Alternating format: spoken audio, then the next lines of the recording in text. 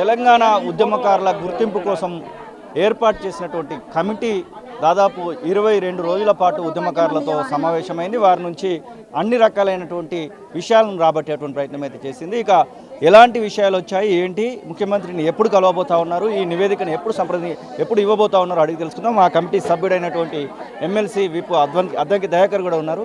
ఎలా అనిపించింది? దాదాపు 22 రోజుల పాటు ఉద్యమకారులు అందరూ ఇక్కడికి రావడం జరిగింది. దాదాపు 10,000 మంది వచ్చారని చెప్తా ఉన్నారు. 1,000-1,200 మంది మాట్లాడినట్టు కూడా చెప్తా ఉన్నారు. ఎలాంటి సమాచారం వచ్చింది, మీకు ఎట్లా అనిపించింది ఈ సమావేశాలు చూస్తూ ఉంటాయి? అయితే 22 రోజులైనా 16 రోజులు వర్కింగ్ డేస్లో దాదాపు 13,000 పైచిలకు ఉద్యమకారులు ఇక్కడికి వచ్చిపోయినరు. మనము నాయకత్వాన్ని ఒక 1,500 నుంచి 1,600 మందిని ఆహ్వానించినాం. అయినా కూడా 13,000 మంది వచ్చిండ్రు. దాంట్లో 1,000 మందికి పైగా మనం మాట్లాడిపించే ప్రయత్నం చేసినాం. అంటే ఒక రోజు బేస్ చేసుకొని ఇది ఫేజ్ 1. ఈ ఫేజ్ 1లో మొదట కమిటీ కూర్చున్న తర్వాత ఆల్ పార్టీ మీటింగ్తో మనం వాళ్ళ సజెషన్స్ తీసుకుందాం అన్న తర్వాత వాళ్ళు ఒక సజెషన్ చేసిండ్రు.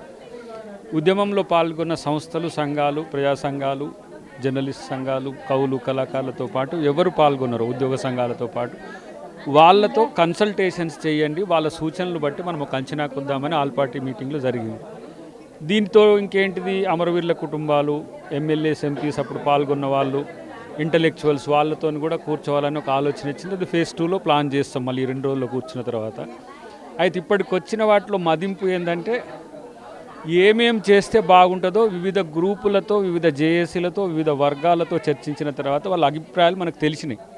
ఆ అభిప్రాయాల్ని క్రోడీకరించిన తర్వాత మళ్ళీ ఎవరైతే మిగిలిన సంస్థలు ఉన్నాయో వాటిని కూడా ఇప్పుడు ఇదంతా పంచాయతీ మమ్మల్ని మాట్లాడిపోయలేదు. ఇప్పుడు ఎంబీసీలు, బీసీలు, తర్వాత దళిత సంఘాలు, తర్వాత నిన్న గిరిజన సంఘాలు కొన్ని అయినాయి.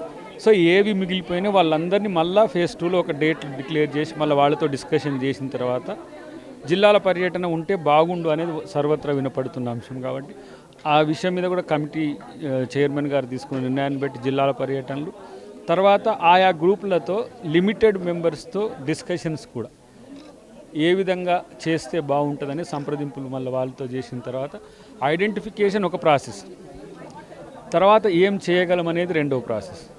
ఇప్పుడు మనం గుర్తింపు లెవెల్లోనే ఉన్నాం కాబట్టి గౌరవం, సహకారం, సంక్షేమం అనేది సెకండ్ లెవెల్లో వస్తుంది. కాబట్టి ఇది ఒక మొదటి దశ మాత్రమే, కన్క్లూడెడ్ కాదు. అట్లని చెప్పి కాలయాపన కొరకు కాదు. ఇప్పుడు ఈ నెల రోజుల్లో మనకు ఒక కన్సాలిడేటెడ్ రిపోర్ట్స్ వస్తున్నాయి. వాటిని మనం డిజిటల్ రికార్డ్ చేస్తున్నాం. మనం లిటరేచర్ మీన్స్ రచన కూడా అదే ఏఐతో కలిపి చేస్తున్నాం ఆ రోజు మొత్తం సంగ్రహ రూపం. రేపు కూడా జరగబోయే సమావేశాలు ఏవైతే ఉంటాయో వాటిని కూడా ప్రొడక్టివ్గా తయారు చేసే అవకాశాలు, మాట్లాడలేదనే ఆవేదన ఇంకెక్కువ మందిలో ఉంది. ఒకవేళ మనం 13,000 మందితో మాట్లాడిపిస్తే కూడా మరి అది నిజంగానే వచ్చే ఎన్నికలు కూడా సరిపోదు. సరే, అందరి ఆలోచన ఏంది, మా గుర్తింపు, మమ్మల్ని పిలిచిండ్రు కానీ మా గుర్తింపు ఏది, మేము మాట్లాడితేనే మాకు గుర్తింపు అనే దాని విషయంలో కొంతమంది నాయకత్వాన్ని సుదీర్ఘంగా మాట్లాడిపించడం, ఏమి వాళ్ళ ఆలోచనలు తీసుకోవడానికి, కొంతమందిని 2-3 నిమిషాలు మాట్లాడిపించడం, అట్లా రోజుకు 60 నుంచి 100, అత్యధికంగా నాకు తెలిసి 70-80 మంది దాటలే ఒక రోజు, 5-5 నిమిషాలు, 3-3. దీంట్లో నా ప్రాధాన్యతను కొట్లాటతోనే ఒక 2-3 గంటల రోజుకు పోయిన సంఘటనలు కూడా ఉన్నాయి. సో వీటిని సమయం సమస్య కాదు, వాళ్ళ యొక్క అంశం ముఖ్యం. ఆ అంశాలన్నిటిని కూడా క్రోడీకరించిన తర్వాత ఫేజ్ 2లో అయిన తర్వాత ఒక నిర్ణయానికి వస్తాం. ఎట్టి పరిస్థితుల్లో పెద్ద సమయం ఏం పట్టదు. అట్లని చెప్పి నేను ఇప్పుడు డేట్ డిక్లేర్ చేయను. చాలా వరకు ఏమని వస్తుంది, ఇది కాలయాపన కమిటీ, దాదాపుగా వచ్చేటువంటి ఎలక్షన్స్ వరకు ఇట్లనే సాగదీస్తారు, ఇది ఖచ్చితంగా అబాస్ పాలయ్యేటువంటి కమిటీ అనేటువంటి మాటలు మాట్లాడుతూ ఉన్నారు. దానికి మీరేం సమాధానం చెప్తారు? నిజంగానే అబాస్ పాలవడానికి రెడీ ఉన్నారా, లేకపోతే ఉద్యమకారులకు ఏదో ఒక న్యాయం చేసే విధంగా, గుర్తింపు ఇచ్చే విధంగా మీ కమిటీ పనిచేస్తుందా? అంటే ఇప్పుడు అట్లా అనుకుంటోళ్ళు బాధ్యత రహితంతో మాట్లాడేటోళ్ళు. ఓకే, బాధ్యతతో ఉంటే వాళ్ళు వచ్చి సూచిస్తారు, ఈ సందర్భంలోగా మాకు ఇవ్వండి సార్ అని అంటారు. ఇప్పుడు కొంతమంది అన్నారు 2 నెలలు ఇవ్వండి సార్, 3 నెలలు ఇవ్వండి సార్. మరి మీరు ఆగస్టు 15 వరకు ఏమన్న వాళ్ళు కూడా ఉన్నారు. అందరినీ సంప్రదించాలి, అందరినీ గుర్తుపట్టాలి, గుర్తించాలనే కాడికి వాళ్ళే అంటారు, ఇమీడియట్గా ఇచ్చేయండి అంటారు. ఇప్పుడు నేనేమంటున్నా అంటే మనకున్న అంచనా 2-3 నెలలు, 4 నెలల వరకు ఈ అవకాశం పెరిగేది ఉంటుందని నేను అనుకుంటున్నా. అంతకంటే మిక్కిలి పోవడానికి కూడా అవకాశం లేదు. కానీ డేట్ నేను డిక్లేర్ చేయడానికో మేము ఒక్కళ్ళం కమిటీ కూర్చుంటుంది. జరుగుతున్న ప్రాసెస్ని బట్టి కూడా అంచనా వేయవచ్చు మనం. ఓకే, అది ఈ ఈ వారం రోజుల్లోపు ఈ 2-3 రోజుల్లోపు కేకే గారే ప్రకటించే అవకాశం ఉంటుంది. కానీ కాలయాపన దీనికి పెట్టలేదు. ఎందుకంటే ఇది తెలంగాణ మొత్తాన జరిగిన ఉద్యమం.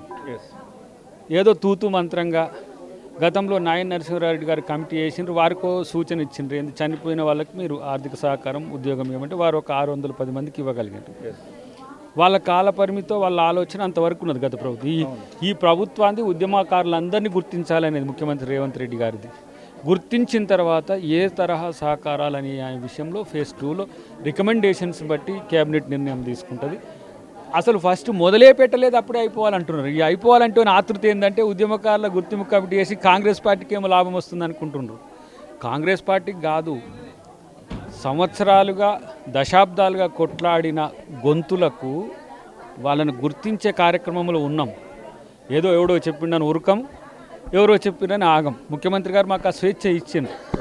వారు ఈ విషయాలలో మమ్మల్ని సంప్రదించడానికి కూడా ఎందుకు అంటున్నట్టు అది నిజాయితీతో ఉద్యమకారుల నుంచి వచ్చిన ఆలోచనలు తీసుకొని చెప్పండి అన్నారు. కాబట్టి ఆయన కలవడానికి, ఎందుకంటే ఏదో రేవంత్ రెడ్డి గారు డైరెక్షన్ చేస్తే ఇది ఏదో జరిగింది అన్నట్టుగా ఇది ఉండడానికి అవకాశం ఉండొద్దని వారు ఆ విధంగా చెప్తున్నారు. కాబట్టి ఇప్పుడు ఇంతమందిని ఎందుకు పిలిచినాం?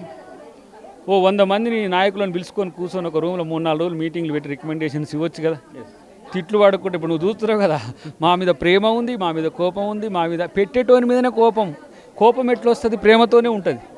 కాబట్టి దాన్ని కోదండరామ్ గారు భరించగలుగుతున్నారు, కేకే గారు భరించగలుగుతున్నారు, శోభన్ రెడ్డి గారైనా నేనైనా, ప్రభాకర్ గారు అయితే ఇక ఆయన మీదకి వచ్చి మీద పడే దునుకుతూ ఉన్న పరిస్థితి ఉంది. కాబట్టి ఇవన్నీ కూడా ఉద్యమం మళ్ళొక్కసారి రివైండ్ చేస్తే ఫాస్ట్ ఫార్వర్డ్లో ఉన్నట్టున్నది. నాకు అంతా మేము లేని కాలం కూడా 69 కూడా నాకు గుర్తొస్తుంది. అప్పుడున్న ఉద్యమ పరిస్థితులు ఏంది, ప్రభుత్వాల తీరు ఏంటి అనేది ఇది రికార్డ్ అవుతున్నది కూడా తెలంగాణ ఉద్యమ చరిత్రకు మంచిదే. ఓకే, ఈ ఆవేశాలను గౌరవిస్తాం, ఈ కోపాలను గౌరవిస్తాం, ఈ తిట్లను స్వీకరిస్తాం. ఎవరైతే ఈ తరహా మాకు తొందర కావాలని దాని వెనుక ఉన్న ఆవేదన కూడా, ఆర్ద్రత కూడా మనకు అర్థమవుతున్నది. కొంతమంది భావోద్వేగాలకు గురై ఏడుస్తూ ఇప్పుడు మా మేరీ అది ఏది ఎట్టుంది అక్కడుంది ఆ బాధ. ఇప్పుడు ఒక్కొక్కళ్ళు చూస్తుంటే అడవి నేపథ్యం నుంచి వచ్చిన వాళ్ళు ఉన్నారు, సామాన్య కుటుంబాల నుంచి వచ్చిన వాళ్ళు ఉన్నారు, విద్యార్థులు ఉన్నారు.